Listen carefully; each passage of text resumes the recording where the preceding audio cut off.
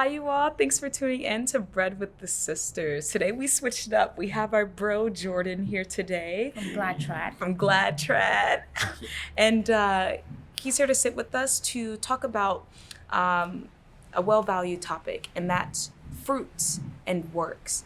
And we're each going to define a little about what we have come to believe that means for us within our own journey of coming into the faith, and how that has played out in our spiritual lives.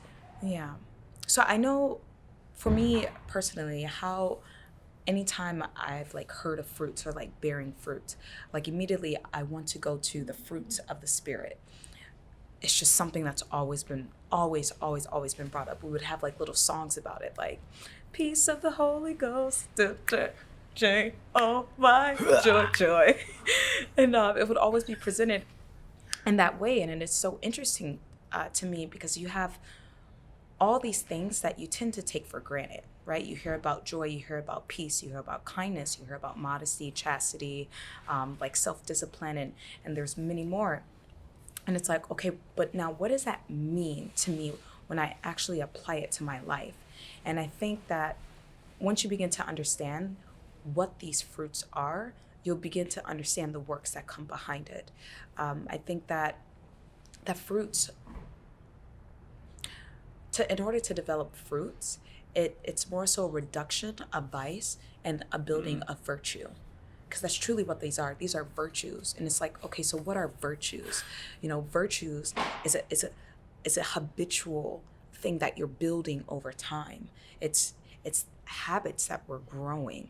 So, and I see that in a sense as works in itself, because you don't just have this. You don't just pray for it and it comes. It's you're an active participant in it, because you know that it doesn't seem to come natural for you. So it's I'm going to make the effort to strengthen myself in this area in which I lack. And actually, one thing about the fruits of the Spirit, I think how do you know that you have the Spirit of God? And I think that's one of the things that you bear those fruits. If you want to test yourself and say, do I have the Spirit of God within me or not? And this is a very good litmus test to know, okay, do I have gentleness and joy and all those different fruits? Then that will tell you, if you're truly assessing yourself from a place of humility, to know that do I have the Spirit of God within me? Because even the Bible contrasts and shows what the fruits of the evil one are. So this was fruits of the Spirit is kind of a great way to show us if you truly have the Spirit of God in our lives. But how about you, fruits and works? Yeah, so let me actually tie in the works part of that, because I actually completely agree with both of you on the fruits part. But it's funny because I think works is the expression of our interior lives that oftentimes those fruits can bring. So, for instance, we know from the book of James that faith without works is dead. So it's one thing to believe in God or to say you have an interior life, but it's not expressed in any capacity, then it doesn't really actually mean anything. So what we find that I think in the corporal works of mercy, right? We're called to feed the hungry, right? To give shelter to the homeless. We're called to bury the dead. We're called to visit the imprisoned.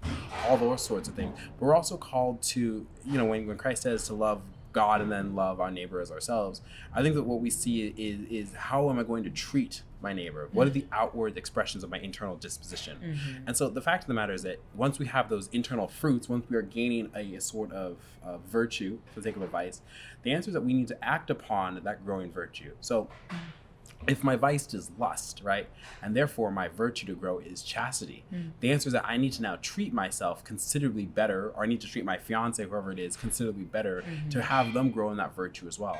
So I can't say, I got all this kind of thing, and then it all goes right out the window.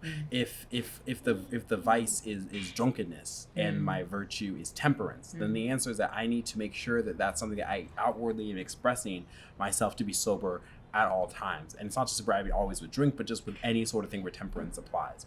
So when we find the internal disposition, when God allows those fruits to take hold of us, when we bear good fruit, we know we're bearing a good fruit because our works demonstrate that as well. Yeah, and I think the saints are really a great example. Mother Teresa, Saint Paul. Saint Augustine. I really love Giorgio Frassati, because Giorgio Frassati and Teresa of Lisieux, they were very simple, simple in their works, but the fruit up to today, we're still reaping the benefits of this fruit. And even Jesus in the parable of the talents, he says that any tree that does not bear fruit will be cut down. So our spiritual life shouldn't be about prayer. But once we are done with the prayer, we need to go out in the world and demonstrate the love of Christ. We need to be the people in the communities reaching out, the spiritual works of mercy, like counseling the ignorant and praying for the dead and doing all these things. So our spiritual life is not only about going to church and that's it, but it's about going and living out the life of Christ within the community, because at the end of it, God is going to judge us based on how much we've worked for the kingdom. And when we assess ourselves, like, what work have we done? Or you say, I just go to church. No, that's not it. You have to bear the fruit, and it comes from those works that you have to go out and give the life of Christ in those people. And that's why Jesus says that the harvest is rich, but the laborers are few. So we are all being called and challenged to bear fruit, and also to show our works of in terms of Christ's life. That's right. It says we work out our salvation in fear and trembling. So wonderful.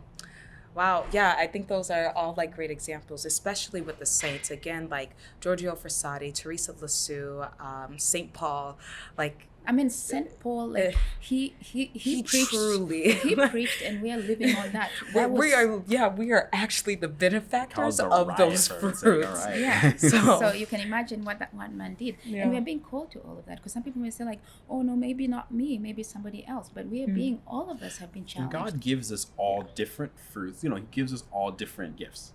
And that includes fruits, and that excludes the expressions of our work. So some people are called to be a Saint Teresa of Avila. Some people are called to be a Mother Teresa. Some people are called to be a Thomas Aquinas. So it just depends on that thing. Paul, absolutely. And so the lives of the saints absolutely give us that blueprint on what to do. But there's always that one commonality in mind. They're never holding it to themselves, right? Because that's the other half of the talents. It's like the business owner or the landowner. He comes in, he gives every single one a bag of gold. He is expecting you to multiply it. That is Christ coming to us. He's all given us gifts, and we are there to multiply upon it. It is not for us to hold for ourselves and to keep in prayer. No, he says, go forth. Yeah. Go forth with my seed and produce. That is what. So are you ready to go produce some fruit and give some work? Hey, that's what we're trying to do now. This is the corporate work. Well, good job. Keep it up. Because on Judgment Day, God is going to be asking you, what did you do with all those gifts I gave you? That's right. You can't say that you hid it under a bushel basket. Yeah, exactly. So and then also they say that in heaven, your glory depends on how much work you put in.